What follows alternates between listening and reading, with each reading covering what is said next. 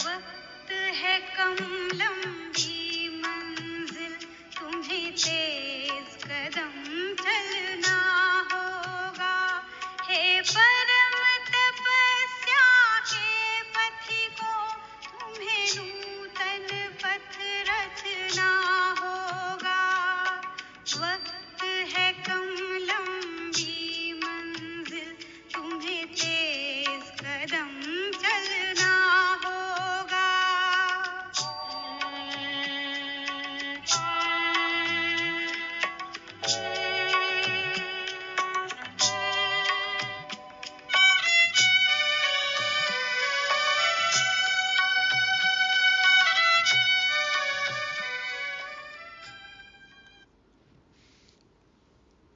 ओम शांति।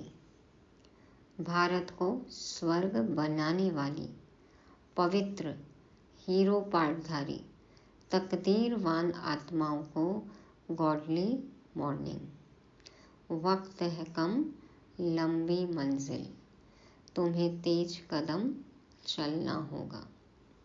अब तो चलने का समय भी गया। अब जो ना उड़े तो मंजिल पर नहीं पहुंच सकेंगे। कहाँ के लिए है हमारी मुसाफिरी? पहले परम धाम और फिर सुख धाम। इस यात्रा में बहुत सारे साइट सीन्स आएंगे, तो क्या करना है हमें? रुक रुक कर देखना है। हर बात में अटकेंगे तो कैसे पहुंचेंगे मंजिल तक? बाबा आज कहते हैं कि हमें साक्षी भाव रखना है और ये रूहानी यात्रा जारी रखनी है। कलयुगी दुनिया के बहुत सारे सीन्स आज की मुरली में हम देखेंगे। पूरे कल्प में हीरो पार्ट बजाने के लिए हमें क्या करना होगा जानने के लिए सुनते हैं 21 जन्मों का भाग्य बनाने वाली 21 अप्रैल 2023 की बाप की समझानी। मीठे बच्चे, हर एक के सिर पर अनेक जन्मों के विकर्मों का बोझ है। हिसाब किताब की भोगना है, जिसे योग बल से ही चुकतो करना है। आधा कल्प से, 63 जन्मों से, 2500 वर्ष से हम विकारों के अधीन होकर विकर्म करते ही आए। बाबा कहते हैं हर एक आत्मा ने बहुत सारे विकर्म किए हैं, सिर पर पापों का बोझ है। तो अब क्या करना है? हिसाब किताब की भोगना है। ये तो हम देख ही रहे हैं ना। तन मन धन से हमने विकर्म किए, इसीलिए हमें तन मन धन से चुकाने भी पड़ रहे हैं। किसी को शारीरिक बीमारी है, किसी को मन की बीमारी है, संबंध खराब है और किसी को धन की तकलीफ है। तो तन मन धन से ही हम विकर्म करते भी हैं और यही तरीका है भोगने का भी। तो बाबा कहते हैं कि ये सब अब योग बल से चुकतो करना है। आत्मा समझ परमात्मा बाप को याद करना है और अपने विकर्मों का बोझा उतारना है। ये बोझा उतारेंगे तभी तो हम सतयुग में सिर पर ताज पहनेंगे ना। तो बाबा कहते हैं हर एक के सिर पर अनेक जन्मों के विकर्मों का बोझ है, हिसाब किताब की भोगना है, जिसे योग बल से ही चुकतो करना है। प्रश्न है आज का, बाप समान किस बात में साक्षी बनना है? बाबा है साक्षी, देखा है ना हमने तो अव्यक्त बाप दादा को देखा है, साकार में भी जिन्होंने देखा है तो बाबा कितना साक्षी भाव रखते थे। तो उत्तर में बाबा कहते जैसे बाप को किसी भी बात का अफसोस नहीं होता, भल कोई बच्चा बीमार भी पड़ता, कुछ भी होता, बाप साक्षी होकर देखते हैं। ऐसे तुम बच्चे भी साक्षी बनो। कितनी परिस्थितियां आई, कितने सारे आत्माएं बाबा साकार में भी बच्चों को देखते थे, देखभाल करते थे, पालना करते थे, लेकिन बाबा सभी की पालना एकदम साक्षी भाव से करते थे। सबके कर्म भोग तो आते ही थे ना, यज्ञ में कितनी सारी आत्माएं रहती थी बाबा के साथ में। तो बाबा कहते हैं ऐसे तुम बच्चे भी साक्षी बनो, इस पुरानी दुनिया से ममत्व मिटा दो। हर एक का कर्म भोग अपना अपना है। सबने अपने अपने कर्म बनाए हैं, वे कर्म किए हैं तो फल तो भोगना ही पड़ेगा ना। सबका कर्म भोग अपना है। आत्मा ने जो उल्टे कर्म किए हैं उसकी भोगना उसे भोगनी ही है, इसलिए साक्षी होकर देखते रहो। जिस भी आत्मा के साथ जो कुछ भी हो रहा है वो उसके किए हुए कर्मों का फल ही तो है ना। ठीक है, हम रहम भाव रख सकते हैं, दया भाव रख सकते हैं, करुणा रख सकते हैं, उनको थोड़ा सहयोग दे सकते हैं, लेकिन उनकी भोगना तो उन्हीं की है ना। जिसको तकलीफ है उसको ही अपना भोगना है।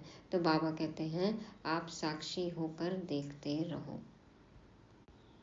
अब ये भी नहीं कि हमारी भावना ही शून्य हो जाए, हम पत्थर हो जाए, नहीं। हम शुभ भावना शुभ कामना तो रख सकते हैं ना, ताकि उनको मदद मिले। हम शक्ति का दान दे सकते हैं कि उनका हिसाब किताब आसानी से चुकता हो सके। तो हम सकाश दे सकते हैं, मनसा सेवा कर सकते हैं, लेकिन फिर हमें डिस्टर्ब नहीं होना है। हमें साक्षी भाव से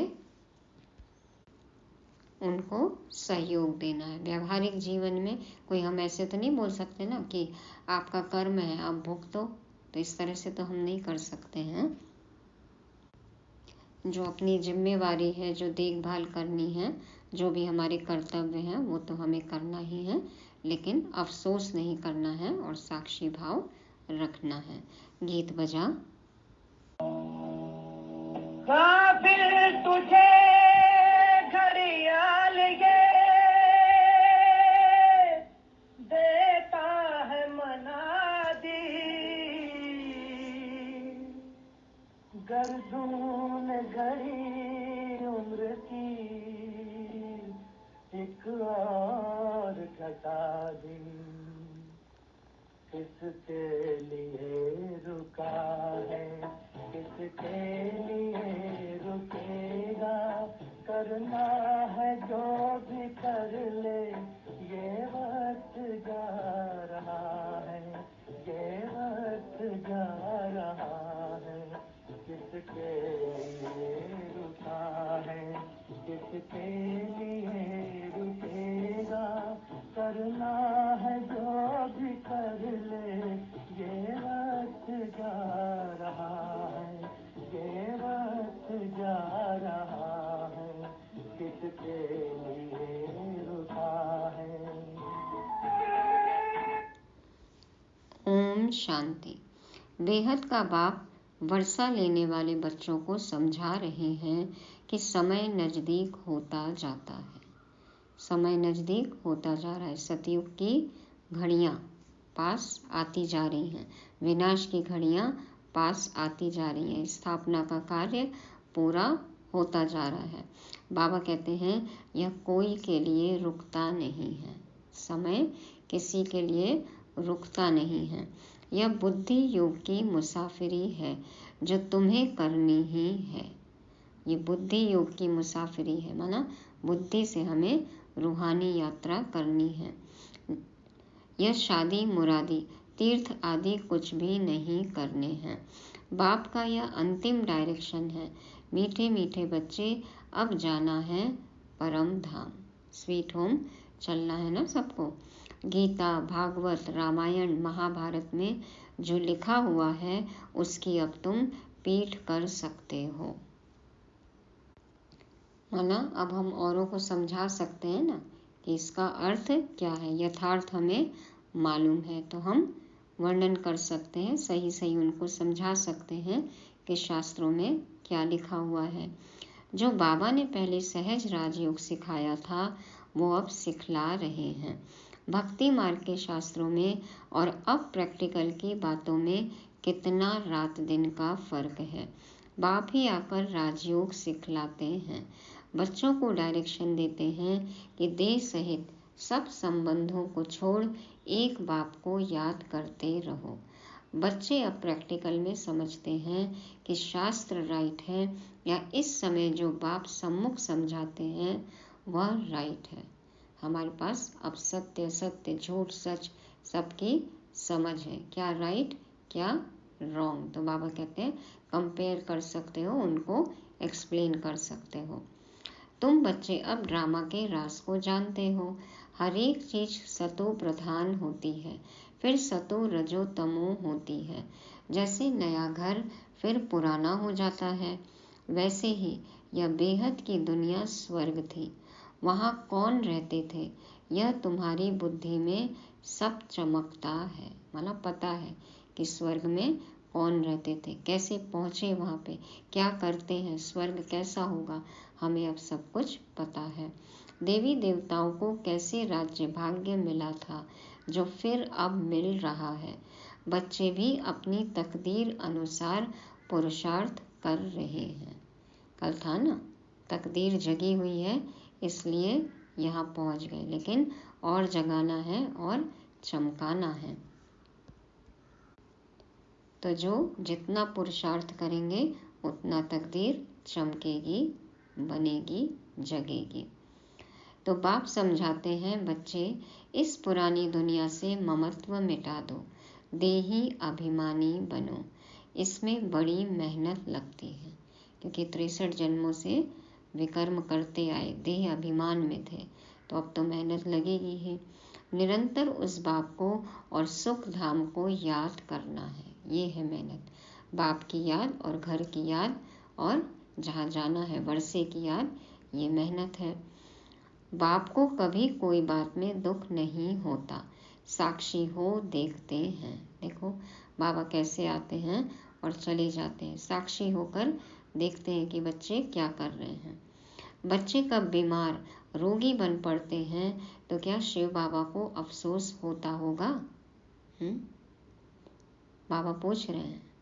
कभी नहीं, बाबा को अफसोस नहीं होता। क्यों? क्योंकि हमारे किया धरा है ना। तो कहेंगे ड्रामा अनुसार कर्म भोग तो हर एक को भोगना ही है।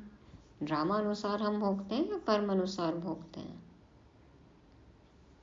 तो ड्रामा भी हम अपने कर्मों से ही तो बनाते हैं ना। तो कहेंगे ड्रामा अनुसार कर्म भोग तो हर एक को भोगना ही है। जैसे वह साक्षी हो देखते हैं, बच्चों को भी साक्षी हो देखना है। आसपास जो कुछ भी हो रहा है और अभी आगे जो होने वाला है, जिसके साथ भी होने वाला है, चाहे खुद के साथ भी होने वाला है, सब कुछ साक्षी होकर देखना है। बेहद का बाप वह है परम पिता परमात्मा। उनका बच्चों में लव तो बहुत है ना, परमात्मा का आत्माओं में लव है।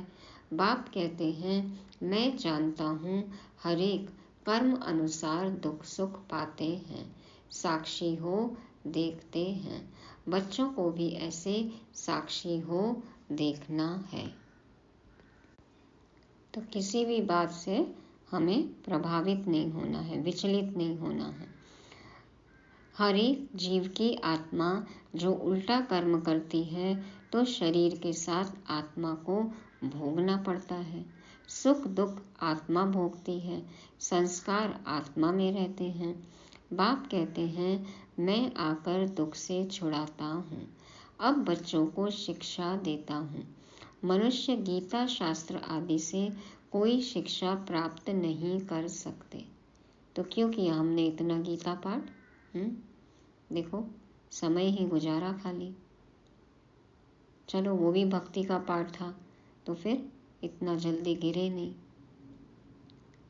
या फिर ज़्यादा ही भक्ति करते करते गिरते आए, क्या कहेंगे? अब इतना कर्म कांड नहीं करते, किस्से कहानियाँ रीति रिवाज जब तब नहीं करते, तो ये 2500 साल का समय भी कैसे निकलता? तो ये सब तो ड्रामा में होना ही था। नहीं गिरते तो बाबा आते कैसे उठाने? तो बाबा कहते हैं कि अब मैं बच्चों को शिक्षा देता हूँ, दुख से छुड़ाता हूँ। मनुष्य गीता शास्त्र आदि से कोई शिक्षा प्राप्त नहीं कर सकते। यह बाप सम्मुख बैठ समझाते हैं। बाप कहते हैं, तुम भक्ति मार्ग में मुझे कितना याद करते हो। भले कोई साइंस को, नेचर को मानने वाला है, फिर भी किसी न किसी समय उनके मुख से हे परमपिता परमात्मा, ओ गॉडफादर जरूर निकलता होगा। कहते हैं ना ओ माई गॉड, OMG। तो भले माने न माने, लेकिन देखो निकलता जरूर है। सब भक्त बाप को जरूर याद करते हैं। बाप सब कुछ करके बच्चों को सुखी बनाए खुद छिप जाते हैं। बाप आते ही हैं एक बार, कहते हैं ड्रामा अनुसार मुझे संकल्प उठता है मैं अब जाऊं। ड्रामा अनुसार संकल्प उठता है, संकल्प इमर्ज होता है कि अब जाने का समय आ गया है नीचे बच्चों के पास। तो शरीर का आधार जरूर लेना पड़े, जैसे आत्मा बिगर शरीर बोल नहीं सकती। गर्भ में बच्चा बनता है, फिर बड़ा होने से बोलना सीखता है। बाप तो आते ही बड़े शरीर में हैं। मेरा भी पार्ट है, मैं एक ही बार आकर सबको माया के दुखों से लिबरेट करता हूँ। बाबा आते हैं दुखों से लिबरेट करने के लिए। हम कैसे आते हैं? हमें कैसे पता चलता है कि अब नीचे जाने का समय आ गया है? क्योंकि जब शरीर में रहते हैं तभी संकल्प होता है।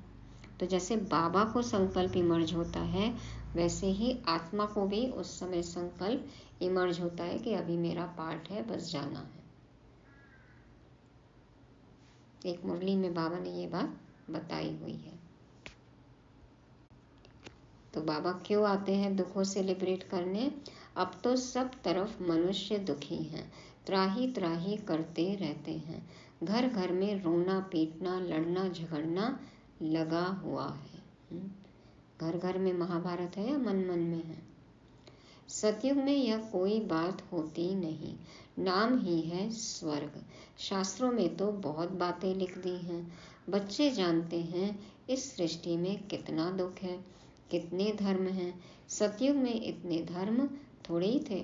5000 वर्ष की बात है। लाखों वर्ष कह देने से मनुष्यों की बुद्धि से सतयुग का नाम गुम हो गया है। कल्पना में सोच में ही नहीं है कि कभी सतयुग था भी या होगा भी। ऐसी अति अभी देख रहे हैं कि सतयुग होगा ये भी नहीं सोच सकते। तो नाम ही गुम हो गया है।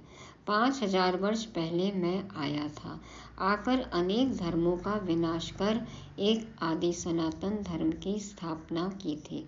बाकी जो भी इतने मनुष्य हैं सभी का विनाश होना है। इसके लिए ही यह महाभारी लड़ाई है। गाया हुआ है महाभारी महाभारत लड़ाई में विनाश हुआ था। यह सब धर्म विनाश हो जाएंगे। जो देवी देवता धर्म के हैं उनको आकर मैं पढ़ाता हूँ, मेरा पार्ट है। मनुष्य भी जानते हैं कि अभी बहुत दुख है। मैं भी जानता हूँ मनुष्यों को बहुत दुख है। घर में रोना पीटना लगा हुआ है। बच्चे धन के लिए बाप का खून करने में भी देरी नहीं करते हैं। इतनी गंदी दुनिया है जो हम सोच भी नहीं सकते ना, वो चीज़ें वो घटनाएं अभी दुनिया में हो रही हैं। बाप आकर बच्चों को स्वर्ग का साक्षात्कार कराते हैं। शिव बाबा कहते हैं मैं आया हूँ बच्चों को स्वर्ग का विश्व का मालिक बनाने। कोई मेहनत नहीं कराता हूँ। योग बल से विकर्मों को भस्म करना है। बाबा कोई मेहनत नहीं कराते हैं। करना क्या है? हमें सिर्फ बाबा को याद करना है। विकर्मों का बोझा सिर पर बहुत है। बीमारी खांसी आदि होती है। यह जन्म जन्म के हिसाब किताब की भोगना है। ब्रह्मा बाबा कहते थे ना कि आपको स्तन से मुरली चलानी पड़ती है तो मेरी खांसी ठीक कर दीजिए। नहीं, बाबा कहते मैं अपना काम कर लूँगा। आपके अपने कर्म हैं वो तो भोगना ही पड़ेगा, है ना। तो देखो बाबा कितना साक्षी भाव रखते थे। तो हमें भी ऐसे ही साक्षी भाव रखना है। और बाबा उसके साथ हमेशा शब्द बोलते हैं साथी, साक्षी और साथी। तो साक्षी भाव रखेंगे, खुद की भी कोई कर्म भोगना है उसके लिए, और बाप को साथी बनाकर रखेंगे, बाबा के साथ रहेंगे तो आसानी से हम अपने विकर्मों का बोझा उतार सकते हैं। तो बाबा कहते हैं यह जन्म जन्म के हिसाब किताब की भोगना है। अब जगदम्बा जगत पिता है, कितना उनका नाम वाला है, पूजा हो रही है। मनुष्य थोड़े ही जानते हैं कि जगदम्बा अंतिम जन्म में कौन थी। अब जगदम्बा जगत पिता का प्रैक्टिकल में पाठ चल रहा है, तो इनको भी देखो, सब जन्मों का हिसाब किताब चुकतो करना पड़ता है। मम्मा को देखो कैंसर, बाबा को कितनी खांसी होती थी, दादी गुलजार को देखो ब्लड कैंसर, सबके अपने अपने हिसाब किताब। तो बाबा कहते हैं इतना योग लगाते हैं, सर्विस करते हैं, फिर भी कर्म भोग, ऑपरेशन आदि कराने पड़ते हैं। तो उनके कर्म भोगना भी, चुकतो भी किया, साथ ही साथ उससे देखो सेवा भी हो गई। दादी गुलजार का इलाज हुआ, डॉक्टर अशोक मेहता आए, इसी कारण वो ज्ञान में आए और देखो ग्लोबल हॉस्पिटल बना। तो कितनी सेवा हुई ना, ऐसे कई उदाहरण हैं। तो बाबा कहते हैं कि इतना योग लगाते हैं, सर्विस करते हैं, फिर भी कर्म भोग, ऑपरेशन आदि कराने पड़ते हैं। उस सन्यास और इस सन्यास में बहुत फर्क है। वो है हद का और ये है बेहद का। वह तो घर बार छोड़ कफनी पहन सन्यासी बन जाते हैं, हम तो पुरुषार्थ करते रहते हैं। जब अंत आएगा तब हमारा पूरा सन्यास होगा, अभी पुरुषार्थी हैं। उन सन्यासियों के लिए ऐसे नहीं कहेंगे कि पुरुषार्थी सन्यासी हैं, उन्होंने तो घर बार छोड़ा और नाम पड़ा सन्यासी।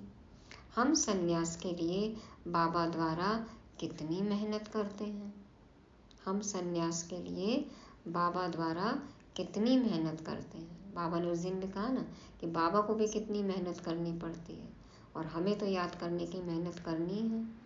जो भी हमने गलतियां की हैं उसको हमें सुधारना ही है, वो तो मेहनत करनी है। तो यह अनेक जन्मों का बोझा सिर पर है। कितना योग में रहते हैं, औरों को सुख देते हैं, उनकी आशीर्वाद भी मिलती है, तो भी देखो कर्म भोग निकल पड़ता। कितना आशीर्वाद मिलता है, दुआएं मिलती हैं, लेकिन फिर भी सबकी अपनी अपनी कर्म भोगना तो है ही ना। कर्मातीत अवस्था हुई नहीं है, वह अंत में होनी है। यह जन्म जन्मांतर के कर्मों का हिसाब किताब है। अभी पूरे सन्यासी बने नहीं हैं। उनके सन्यास और हमारे सन्यास में रात दिन का फर्क है। वह घर बार छोड़ जंगल में जाकर बैठते हैं, विकारी मनुष्य उनकी सेवा करते हैं। ऐसे भी नहीं वह कोई सब पावन बने हुए हैं, खाना तो वो गृहस्थियों के ही खाते हैं ना, विकारियों के ही खाते हैं। तो बाबा कहते हैं ऐसे भी नहीं कि वो पावन बने हुए हैं सब, वह भी साधना करते रहते हैं। कर्म भोग तो उनको भी होता है। अनेक जन्मों के विकर्मों का बोझा सिर पर है। विकर्मों का बोझा योग से ही भस्म होता है। जब तक बाप नहीं आवे तब तक कोई योग सिखला ना सके। बाबा नहीं आएंगे, राजयोग नहीं सिखाएंगे तो विकर्म विनाश नहीं हो सकते। अब वो कितने ही अपने ब्रह्मचर्य का पालन करें, घर बार छोड़कर संन्यास करें, लेकिन बाबा कहते हैं कि विकर्म उनके भी क्लियर नहीं होते हैं, भस्म नहीं होते हैं, क्योंकि विकर्मों को भस्म करने का एकमात्र उपाय है बाबा की याद। इसलिए उन लोगों का पाठ स्वर्ग में है ही नहीं। तो बाबा कहते हैं कि जब तक बाप नहीं आवे तब तक कोई योग सिखला ना सके। उन्हों का योग सर्वशक्तिमान बाप से नहीं है तो विकर्म विनाश हो नहीं सकते। कितना भी जप तप कर ले, कितने भी हथकंडे अपना ले, विकर्म विनाश नहीं हो सकते। ब्रह्म व तत्व को सर्वशक्तिमान थोड़े ही कहेंगे। सर्वशक्तिमान तो एक परमपिता परमात्मा शिव है, वह परम आत्मा है जो आते हैं। ब्रह्म व तत्व तो नहीं आएगा, घर चलकर थोड़ी आएगा। हाँ, घर में रहने वाले बाप आते हैं, वो तो ब्रह्म से तत्व से योग लगाते हैं ना। तो बच्चों के सिर पर भी बहुत पापों का बोझ है, बहुत मेहनत करनी है विकर्म विनाश करने लिए। विश्व का मालिक बनना है, सिवाय बाप के कोई बना न सके। बाप बनाते हैं योग बल से, बल मिलता है सर्वशक्तिमान बाप से। वह वर्ल्ड ऑलमाइटी अथॉरिटी है। अब तुम बच्चे जानते हो यह सारी दुनिया दुखी है। सुख जो भी है वह अल्पकाल काग विष्टा समान है। गंदगी जन्य सुख है ना, विनाशी सुख है। सच्चा सुख तो होता ही है स्वर्ग में, वहां दुख देने वाली माया ही नहीं। कई इन बातों को मानते ही नहीं हैं, कहते हैं ऐसे कैसे होगा। नहीं मानते हैं तो समझो हमारे दैवी कुल के नहीं है। बात उनकी समझ में नहीं आ रही है, ये पॉइंट नहीं समझ में आ रहा है। बाबा कहते हैं इस कुल की आत्मा ही नहीं है। दैवी कुल वाले जरूर मानेंगे, कल्प पहले भी माना था। अब बाप सुना रहे हैं तो बेहद के बाप को सब सेंटर्स के बच्चे याद पड़ते हैं। कोई सन्यासी ऐसे कह न सके कि हम सभी बच्चों को सुनाते हैं। पहली बात तो वहाँ पे बाप और बच्चे का संबंध ही नहीं है। वहाँ सभी फॉलोअर्स बनेंगे। उनको ऐसे मुरली थोड़ी भेजी जाती है जो सब सुने। यहाँ तो सबके पास मुरली भेजी जाती है जिससे श्रीमत पर चल श्रेष्ठ बने। वो तो देखो कैसे छुप छुप के कान में मंत्र देते हैं ना, चुपचाप सबको एक जैसा मंत्र देते हैं और कहते हैं दूसरों को बताना मत। तो बाबा कहते हैं यहाँ पे तो सब कुछ खुला है ना, सबके लिए मुरली एक जैसी है और मुरली भेजी जाती है ताकि उस अनुसार कर्म करके श्रेष्ठ बने। भगवान को कहा जाता है श्री श्री, सबसे श्रेष्ठ। बाप कहते हैं श्रेष्ठ ते श्रेष्ठ तो मैं हूँ जो सभी को श्रेष्ठ बनाता हूँ। श्रेष्ठ वो जो औरों को भी श्रेष्ठ बनाए, लीडर वो जो औरों को भी अपने जैसा लीडर बनाए। तो बाबा कहते हैं पतित दुनिया में श्रेष्ठ कहाँ से आए। श्री श्री 108 यह हूबहू शिव बाबा की रुद्र माला है। श्री श्री 108 यह हूबहू शिव बाबा की रुद्र माला है। उनको ही श्री श्री कहते हैं। श्रेष्ठ ते श्रेष्ठ सतयुग की स्थापना कर मनुष्य सृष्टि में श्रेष्ठ बनाते हैं जो हम स्वर्ग के मालिक बनते हैं। बाप अपने समान बच्चों को बनाते हैं, इसलिए गायन है विजय माला का, वैजयंती माला का, नेक्स्ट टू गॉड भगवान भगवती का, मास्टर भगवान का। तो बाबा कहते हैं कि बाबा सतयुग की स्थापना कर मनुष्य सृष्टि में श्रेष्ठ बनाते हैं। हम भी श्रेष्ठ ते श्रेष्ठ स्वर्ग के मालिक बनते हैं। तो समझते हैं श्री श्री 108 जिनकी माला बनती है, ऊपर में है निराकार शिव बाबा, वह हमको ऐसा श्रेष्ठ बना रहे हैं। माला में ऊपर फूल होता है ना, तो वो है शिव बाबा, और फिर युगल दाना होता है, तो वो है श्री लक्ष्मी श्री नारायण। फिर और मणके होते हैं, तो वो सब क्या है, विजय माला के मणके, श्रेष्ठ आत्माएं। यह है ही ईश्वरीय विश्वविद्यालय। इन ब्रह्मा कुमार कुमारियों को ईश्वर पढ़ाते हैं। ईश्वरीय विश्वविद्यालय है परम पिता परमात्मा का।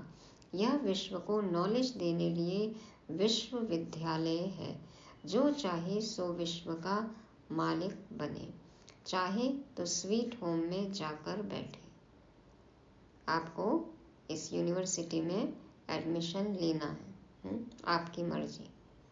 यहाँ पर एडमिशन लेंगे तो फिर स्वर्ग में आएंगे, नहीं तो फिर स्वीट होम तक, शांति धाम तक। तो आपकी मर्जी है कहाँ जाना है। बाप आए ही हैं सदा शांत सदा सुखी बनाने। मैं कल्प कल्प आकर के भारतवासी बच्चों को विश्व का मालिक बनाता हूँ। बाकी सब आत्माएं शांति धाम में निवास करती हैं। स्वर्ग में सिर्फ देवी देवताओं की आत्माएं होती हैं। तुम जानते हो बरोबर बाबा हमको पढ़ाकर स्वर्ग का मालिक बनाते हैं, यथा योग जितना जो पुरुषार्थ करते हैं। पद अपने पुरुषार्थ अनुसार मिलेगा। जितना हमने योग लगाया, जितना बाबा को याद किया, उस अनुसार विश्व महाराजन, महारानी, साहूकार, प्रजा, नौकर, चाकर, चोकर, चंडाल, जो भी पद अपने पुरुषार्थ अनुसार, अपने योग अनुसार। बाकी सब आत्माएं हिसाब किताब चुकतो कर वापस जाएंगी। शरीर सब खत्म हो जाएंगे। कलयुग का अंत और सतयुग की आदि होगी। तो तुम बच्चे जानते हो बाकी कितना समय होगा। घोर कलयुग आ गया है ना। अब सोच लो कितना समय होगा। कलयुग का अंत और सतयुग की स्टार्टिंग, आदि। कितना समय और बचा है? किसी कैलकुलेशन में लगना है हमें कि 100 साल का संगम युग, 87 साल हो गए, 13 साल बाकी है। अरे आपके पास 1 सेकंड भी बाकी है या नहीं है, पता है आपको? वक्त है कम, लंबी मंजिल, तेज कदम चलना होगा या फिर अब तो उड़ना है। तो कोई भी कैलकुलेशन में नहीं रहना है। पता चला इधर कैलकुलेट ही कर रहे हैं और उधर टिकट कंफर्म हो गया। क्या करेंगे फिर? कौन सा टिकट? रिटर्न टिकट है ना सबका। तो रिटर्न टिकट तो सब लेकर आए हैं, लेकिन डेट और टाइम नहीं लिखा हुआ है, इसलिए कोई भी कैलकुलेशन में अटकना नहीं है। बाबा कहते हैं तो तुम बच्चे जानते हो बाकी कितना समय होगा। अभी करोड़ों हैं, सतयुग में सिर्फ 9 लाख होंगे। शुरू में थोड़े होते हैं, फिर वृद्धि को पाएंगे। तो इतने सब जीव जो हैं, उन सब की आत्माएं हिसाब किताब चुकतो कर वापस जाएंगी। सबकी कयामत का समय है। देखो, सब चक्र वृद्धि ब्याज सहित अपना हिसाब किताब चुका रहे हैं। माया ने सबको कब्र दाखिल बना दिया है। कब्रिस्तानी बन पड़े हैं, कोई काम के नहीं हैं। अब तुम समझते हो कि बेहद का बाप हम सब आत्माओं को पढ़ाकर स्वर्ग का मालिक बनाते हैं। विश्व का मालिक बनने का यही ईश्वरीय विश्वविद्यालय है। बाप की जायदाद है ही क्या है? बाबा की जायदाद स्वर्ग। अगर यह निश्चय है तो क्यों न हम उनकी मत पर चल बाप से स्वर्ग का वर्षा लें। इसमें छोड़ने की तो कोई बात ही नहीं है। विकारों को छोड़ना है। लोग ऐसा समझते हैं ना, यहाँ जाएंगे तो ये छोड़ना पड़ेगा, ये छोड़ना पड़ेगा। आपने ये छोड़ा है? छोड़ा है किसी ने? छोड़ा है या पाया है? जो पाया है, तो फिर जो लगता है कि छोड़ा है वो अपने आप छूट जाता है। छोड़ना नहीं पड़ता है कुछ भी। अब ऊपर की ओर चढ़ना है तो आप ऊपर की सीढ़ी पर पाँव रखोगे, अगली सीढ़ी पर पाँव रखोगे, तो नीचे की सीढ़ी से पाँव तो उठाना ही पड़ता है ना, तभी तो आप ऊपर जाओगे। नीचे की सीढ़ी छोड़ोगे ही नहीं तो ऊपर चढ़ोगे कैसे? तो हमारा तो अनुभव यही कहता है कि छोड़ना नहीं पड़ता है, लेकिन मिलता इतना है, प्राप्ति इतनी है कि पुराना सब कुछ अपने आप छूट जाता है। तो बाबा कहते हैं विकारों को छोड़ना है, सो तो अच्छा है ना। विकार माना गंदगी, किचड़ा। तो किचड़ा रखेंगे क्या? उसको तो वैसे ही निकालना है, वैसे ही छोड़ना है, तो छूट ही जाता है। तो अच्छा है ना। हम कहेंगे क्या कि हमने अपने कचरे को छोड़ा है? बाहर डस्टबिन रखते हैं, कचरे वाला ले जाता है कचरा, तो हम बोलते हैं हमने अपने कचरे का त्याग किया है। वो त्याग है। तो जो भी ये पॉइंट बोलते हैं ना इस संस्था के बारे में, तो उनको इस तरीके से समझाना है। तो बाबा कहते हैं कि सो तो अच्छा है ना, विकारों को छोड़ना है। बाबा हम क्यों नहीं पवित्र रहेंगे, क्यों नहीं छोड़ेंगे? 5 विकारों का संन्यास करने से ही हम चक्रवर्ती राजा बनेंगे। बाप कहते हैं अब मरना है। मरना है मतलब अब विनाश तो नजदीक है ही, शरीर तो छूटेगा ही, लेकिन समझदारी इसमें है कि उससे पहले ही हम बुद्धि से इस पुरानी दुनिया से मर जाएं। तो बाप कहते हैं अब मरना है, जरूर निर्वाण धाम में जाना है, तो क्यों ना कमाई करनी चाहिए। और धर्म वाले भी आकर लक्ष्य लेंगे, है ना, और भी धर्म स्थापक आएंगे और वो एक एक पॉइंट पकड़ेंगे, यहाँ बाबा को सलामी देंगे और फिर अपने समय पर आकर अपने धर्म की स्थापना करते हैं। तो और धर्म वाले भी आकर लक्ष्य लेंगे, और जिनका पार्ट है सतयुग में, जो अभी और धर्मों में चले गए हैं, तो वो आकर ज्ञान समझेंगे, पुरुषार्थ करेंगे। बच्चों ने साक्षात्कार किया है, इब्राहिम, क्राइस्ट आदि की आत्माएं आती हैं सलामी भरने, लक्ष्य लेने, बाकी नॉलेज नहीं लेंगे। हाँ, कोई ब्राह्मण कुलभूषण होगा तो उठ पड़ेगा। ब्राह्मण कुलभूषण बनने बिगर देवता कुलभूषण बन न सके। ब्राह्मण बने फिर देवता बने, देवता ही क्षत्रिय, वैश्य, फिर शूद्र बनते हैं। यह वर्ण चक्र लगाते रहते हैं। श्री लक्ष्मी नारायण जो वर्थ पाउंड थे, उन्हों को भी 84 जन्म पूरे करने हैं। पाउंड माना 100%, 16 कला संपूर्ण। जैसे 8 आना कहते हैं ना, तो 50%, 4 आना 25%, 100 100%, 1 रुपया पूरा, तो वर्थ पाउंड थे, 16 कला संपूर्ण थे। वही बाबा कहते हैं ना, क्या हो गए हम, वर्थ नॉट अ पेनी।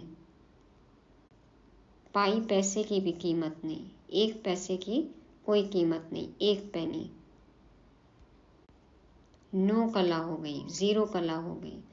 तो बाबा कहते हैं श्री लक्ष्मी नारायण जो वर्थ पाउंड थे, उन्हों को भी 84 जन्म पूरे करने हैं। सो अगर निश्चय हो जाए कि बेहद के बाप से वर्षा जरूर लेना है, जिससे आधा कल्प सुख पाते रहते हैं, तो क्यों नहीं पुरुषार्थ करें। छोड़ने की तो बात ही नहीं है। वह सिंध का पाठ था, जो कहते हैं ना भगवान ने घर छोड़ा दिया। बाबा ने उस दिन बोला ना, मैं किसी को नहीं कहता कि घर छोड़ो। उनको अपना समझ में आया और उन्होंने घर छोड़ा, वो भी उनके घर वाले अत्याचार करते थे इसलिए। और बाकी सब आत्मा का अपना अलग अलग पाठ है। तो वो सिंध का पाठ था। लिखा हुआ है कृष्ण ने भगाया, गऊ चराते थे। भगाया तो क्या, गाली खाने के लिए? बाबा ने क्या भगा के गाली खाने के लिए किया ये सब? पहली बात तो भगाया ही नहीं, और फिर जो आ भी गए घर छोड़ के, देखो क्या भाग्य बना लिया उन्होंने अपना। तो भगाया तो क्या गाली खाने के लिए, भगाया पटरानी बनाने के लिए। तो स्वर्ग का महाराजा महारानी बना दिया बाबा ने, पटरानी बना दिया। यह तो भट्टी बननी थी, तपस्या कर सर्विस लायक बनना था। अब तो कोई मुश्किल सर्विस लायक बनते हैं। तो उन आत्माओं का पाठ था स्थापना का। देखो कितनी यज्ञ की सेवा हुई। तो उस तरह से सेवाधारी तो अब कोई बिरला ही निकलता है। तो बाबा कहते हैं अब तो कोई मुश्किल सर्विस लायक बनते हैं। सो तुम प्रैक्टिकल अनुभवी हो, तुम समझते हो शिव बाबा हमको विश्व का मालिक बनाते हैं, वह भी काम करते हैं। परम पिता परमात्मा स्वर्ग का रचयिता है, तो जरूर यहाँ आया था। अभी भी कहते हैं मैं स्वर्ग की स्थापना कर रहा हूँ, तुमको पढ़ाता हूँ, समझाते बच्चों को हैं।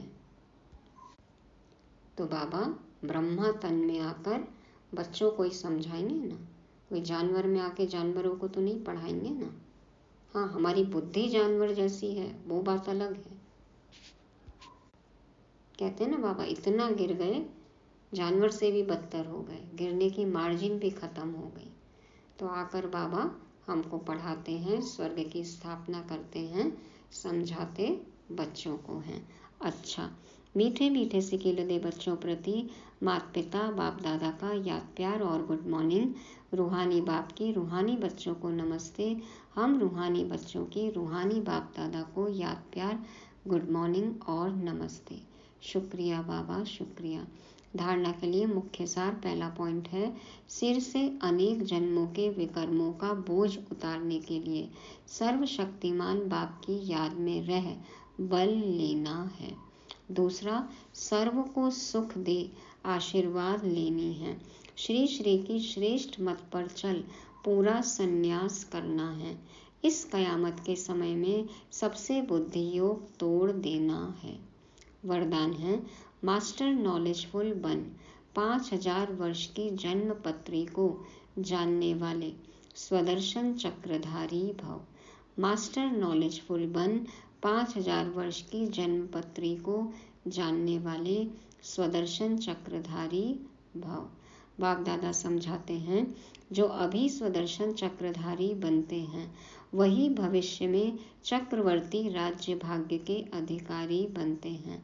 स्वदर्शन चक्रधारी अर्थात अपने सारे चक्र के अंदर सर्व भिन्न भिन्न पार्ट को जानने वाले। पांचों युगों में हमारा क्या पार्ट है, इसको जानने वाले स्वदर्शन चक्रधारी। आप बच्चे विशेष इस समय 5000 वर्ष की जन्म पत्री को जानकर मास्टर नॉलेजफुल बन गए। आत्मा तो क्या, हम परमात्मा की जन्म पत्री को भी जान गए हैं। सभी ने यह विशेष बात जान ली कि इस अंतिम जन्म में हीरे तुल्य जीवन बनाने से सारे कल्प के अंदर हीरो पार्ट बजाने वाले बन जाते हैं। ये विशेष बात आपको कोई भी कोर्स में नहीं समझाई जाएगी कि आप हीरो कैसे बन सकते हैं। कितना भी एक्टिंग स्कूल ज्वाइन करें, यूनिवर्सिटी ज्वाइन करें, सब एक जैसा पार्ट बजा सकते हैं? एक जैसी एक्टिंग कर सकते हैं क्या? सब एक जैसे हीरो तो नहीं निकलते ना वहाँ से। तो ये तो अपने अंदर का टैलेंट होता है, अपनी विशेषता होती है।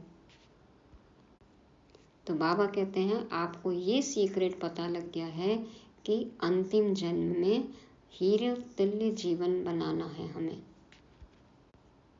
डायमंड एज में, हीरक युग में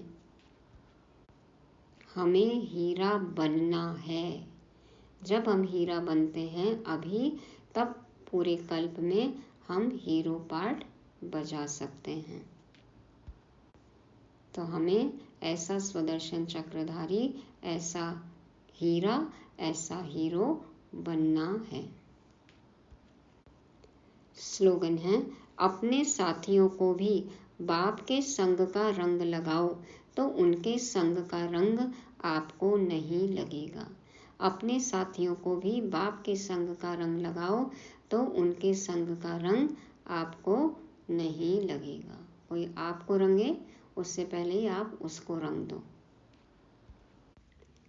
आसुरी रंग, मनुष्य रंग में हमें नहीं रंगना है, बल्कि देवताई रंग, परमात्मा रंग में औरों को रंगना है। रंग डाला, सब पर डालो परमात्मा रंग। आज की मुरली को रिवाइज करने के लिए पहला पॉइंट है, हिसाब किताब की भोगना। तो हमें समझना है कि अब ये कयामत का समय है, सबके हिसाब किताब चुकतू हो रहे हैं, सबको भोगनाएं आनी ही हैं। तो अफसोस नहीं करना है, बल्कि क्या करना है? दूसरा पॉइंट, बाप समान साक्षी। जैसे बाबा साक्षी भाव रखते हैं, उसी तरह से हमें भी खुद के और औरों के कर्म भोग के लिए साक्षी भाव होना चाहिए और बाबा को साथी बनाकर चुकतू करना है। तीसरा है बुद्धि योग की मुसाफिरी। कैसे चुकतू होगा? जब हम बुद्धि से रूहानी बाप को, वर्षे को याद करते रहेंगे। आसानी से मुसाफिरी पूरी हो जाएगी और हम मंजिल तक पहुंच जाएंगे। चौथा है 5000 वर्ष की जन्म पत्री। सब के बारे में हम सब कुछ जानकर मास्टर नॉलेजफुल बन गए हैं, बने हैं ना।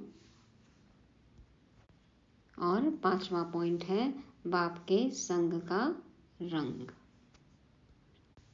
तो रंग लो सबको आप और बाप के रंग में। ओम शांति।